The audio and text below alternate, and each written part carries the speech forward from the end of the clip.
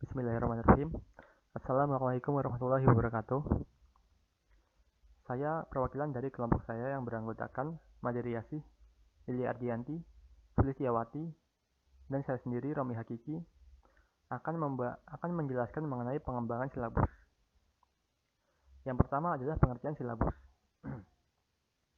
Berdasarkan Peraturan Pemerintah Nomor 22 Tahun 2016, silabus merupakan acuan penyusunan kerangka pembelajaran untuk setiap bahan kajian mata pelajaran. Lalu, menurut kurikulum 2013 mengenai standar isi, silabus dikembangkan sebagai rancangan belajar untuk satu tema. Dalam silabus tercantum seluruh KD untuk tema atau mata pelajaran di kelas tersebut. Silabus itu sendiri dikembangkan berdasarkan standar isi dan standar kompetensi lulusan, dengan pola pembelajaran pada setiap tahun ajaran tertentu. Nah, silabus paling sedikit harus memuat identitas mata pelajaran, identitas sekolah, kompetensi inti, yaitu gambaran secara kategorial mengenai kompetensi yang harus dipelajari peserta didik. Selanjutnya, kompetensi dasar, yaitu kemampuan spesifik yang termuat dalam mata pelajaran. Lalu materi pokok, pembelajaran, penilaian, alokasi waktu, dan sumber belajar. Selanjutnya, prinsip pengembangan silabus. Darmadi dalam bukunya yang dirilis tahun 2010 menyatakan bahwa prinsip-prinsip pengembangan silabus adalah yang pertama ilmiah, yaitu dapat dibuktikan kebenarannya dan dapat dipertanggungjawabkan secara keilmuan. Lalu relevan, yaitu sesuai dengan tingkat perkembangan peserta didik. Lalu sistematis, yaitu saling berhubungan dengan komponen silabus saling berhubungan secara fungsional dalam mencapai kompetensi. Lalu konsisten, yaitu adanya hubungan yang konsisten antara kompetensi dasar, indikator, materi pokok, pengalaman belajar, sumber belajar, dan sistem penilaian. Lalu memadai, yaitu cukup untuk menunjang pencapaian kompetensi dasar. Lalu aktual dan kontekstual, yaitu memperhatikan perkembangan ilmu, teknologi, dan seni mutakhir dalam kehidupan nyata dan peristiwa yang terjadi. Lalu fleksibel, yaitu dapat mengakomodasi keragaman peserta didik dan dinamika perubahan yang terjadi di sekolah maupun masyarakat. Lalu yang terakhir adalah menyeluruh, yaitu mencakup keseluruhan ranah kompetensi, yaitu ranah kognitif, afektif, dan psikomotor. Selanjutnya, langkah-langkah pengembangan silabus. Kompetensi inti dan kompetensi dasar digunakan sebagai dasar untuk mengubah buku teks di jenjang pendidikan dasar dan menengah yang mengacu pada kompetensi inti. Kompetensi dasar dalam kurikulum meliputi 4 kompetensi, yaitu kompetensi sikap spiritual, sikap sosial, pengetahuan, dan keterampilan.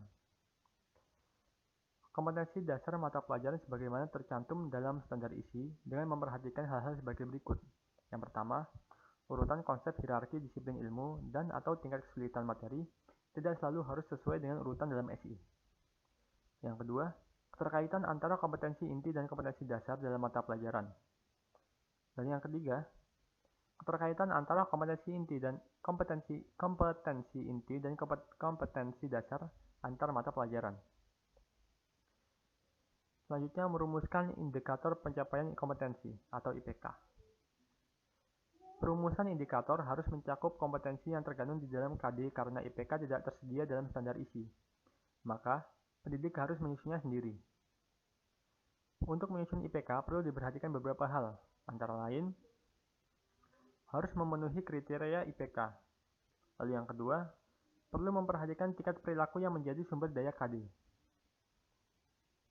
Nah, kriteria IPK itu sendiri antara lain, sesuai tingkat perkembangan berpikir siswa, berkaitan dengan KI atau KD, memperhatikan aspek manfaat dalam kehidupan sehari-hari atau life skill, harus dapat menunjukkan pencapaian hasil belajar peserta didik secara utuh, yaitu dalam ranah kognitif, afektif, maupun psikomotorik, lalu memperhatikan sumber-sumber belajar yang relevan, memperhatikan kontekstual dalam kehidupan sehari-hari peserta didik, dapat diukur atau dikuantifikasikan atau diamati, dan yang terakhir, menggunakan kata kerja operasional.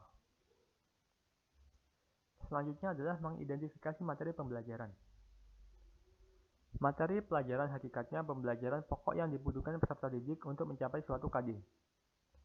Mengetahui materi pembelajaran yang mempertimbangkan kompetensi dasar dengan mempertimbangkan yang pertama potensi peserta didik, lalu relevansi dengan perbatasan daerah, tingkat perkembangan fisik, intelektual, emosional, sosial, dan spiritual peserta didik, kebermanfaatan bagi peserta didik, struktur keilmuan, aktualitas, kedalaman, dan keluasan materi pembelajaran, relevansi dengan kebutuhan peserta didik dan lingkungan, lalu yang terakhir adalah alokasi waktu. Selanjutnya yaitu mengurutkan penyajian uraian materi pembelajaran. Pengurutan diperlukan sebagai pemahaman sesuatu pada penduduk sangat tergantung pada apapun kemampuan seseorang dalam menggunakan informasi dasar yang dimiliki sebelumnya. Pengurutan uraian materi pembelajaran dapat diurutkan dengan berbagai pendekatan, seperti pendekatan prosedural, hierarkis, dari sederhana ke sukar, dari konkret ke abstrak, spiral, tematis, terpadu, dan lain-lain. Selanjutnya mengembangkan kegiatan pembelajaran. Hal-hal yang harus diperhatikan dalam mengembangkan kegiatan pembelajaran adalah yang pertama, kegiatan belajar disusun untuk memberikan bantuan kepada para pendidik, khususnya guru, agar dapat melakukan proses pembelajaran secara profesional. Yang kedua, kegiatan pembelajaran memuat rangkaian kegiatan yang harus dilakukan oleh peserta didik secara berurutan untuk mencapai kompetensi dasar. Lalu yang ketiga, penentuan urutan kegiatan pembelajaran harus sesuai dengan hierarki konsep materi pembelajaran. Lalu yang keempat atau yang terakhir, rumusan pernyataan dalam kegiatan pembelajaran minimal mengandung dua unsur penciri yang mencerminkan pengelolaan pengalaman belajar siswa, yaitu belajar dan materi, yaitu kegiatan dan materi.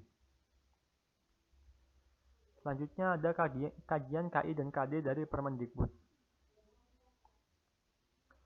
Menurut Undang-Undang Nomor 20 Tahun 2016, standar kompetensi lulusan adalah kriteria mengenai kualifikasi kemampuan lulusan yang mencakup sikap, pengetahuan, dan keterampilan. Lalu, standar kompetensi lulusan digunakan sebagai acuan utama pengembangan standar isi, standar proses, standar penilaian pendidikan, standar pendidik dan tenaga kependidikan, standar sarana dan prasarana, standar pengelolaan, standar pembiayaan. Setiap lulusan satuan pendidikan dasar dan menengah memiliki kompetensi pada 3 dimensi, yaitu sikap, pengetahuan, dan keterampilan. Lalu, gradasi untuk dimensi sikap, pengetahuan, dan keterampilan antar jenjang pendidikan memperhatikan perkembangan psikologis anak, lingkup dan kedalaman, kesinambungan, fungsi satuan pendidikan, dan lingkungan. Adapun rincian gradasi sikap, pengetahuan, dan keterampilan sebagai berikut. Pertama, sikap, yaitu menerima, menjalankan, menghargai, menghayati, dan mengamalkan. Lalu, dalam pengetahuan, ada mengingat, memahami, menerapkan, menganalisis, dan mengevaluasi. Lalu dalam keterampilan, yaitu mengamati, menanya, mencoba, menalar, menyaji, dan mencipta. Menurut Undang-Undang Nomor 21 Tahun 2016, standar isi terdiri dari tingkat kompetensi dan kompetensi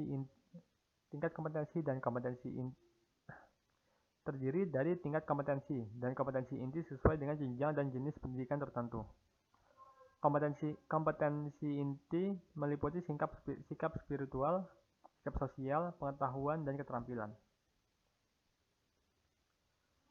Lalu menurut Undang-Undang Nomor 36, karakteristik kurikulum 2013 dirancang dengan karakteristik sebagai berikut. Yang pertama, mengembangkan keseimbangan antara sikap spiritual dan sosial, pengetahuan, dan keterampilan, serta menerapkannya dalam berbagai situasi di sekolah dan masyarakat. Yang kedua, menempatkan sekolah sebagai bagian dari masyarakat yang memberikan pengalaman belajar, agar peserta didik mampu menerapkan apa yang dipelajari di sekolah ke masyarakat, dan memanfaatkan masyarakat sebagai sumber belajar. Yang ketiga, memberi waktu yang cukup leluasa untuk mengembangkan berbagai sikap, pengetahuan, dan keterampilan. Lalu yang keempat, Mengembangkan kompetensi yang dinyatakan dalam bentuk kompetensi inti kelas yang dirinci lebih lanjut dalam kompetensi dasar mata pelajaran. Yang kelima, mengembangkan kompetensi inti kelas menjadi unsur pengorganisasi. Kompetensi dasar. Semua kompetensi dasar dan proses pembelajaran dikembangkan untuk mencapai kompetensi yang dinyatakan dalam kompetensi inti. Lalu yang keenam atau terakhir, mengembangkan kompetensi dasar berdasar pada prinsip akumulatif, saling memperkuat dan memperkaya antara mata pelajaran dan jenjang pendidikan. Kurikulum 2013 bertujuan untuk mempersiapkan manusia Indonesia agar memiliki kemampuan hidup sebagai pribadi dan warga negara yang beriman, produktif, kreatif, inovatif, dan afektif, serta mampu berkontribusi pada kehidupan bermasyarakat, berbangsa, bernegara, dan peradaban dunia. Kompetensi dasar dirumuskan untuk mencapai kompetensi inti. Rumusan kompetensi dasar dikembangkan dengan memperhatikan karakteristik dan kemampuan peserta didik dan kekhasan masing-masing mata pelajaran. Adapun kompetensi dasar meliputi 4 kelompok sesuai dengan pengelompokan kompetensi inti, yaitu sebagai berikut. Kelompok yang pertama, kelompok kompetensi dasar sikap spiritual dalam rangka menjabarkan KI 1.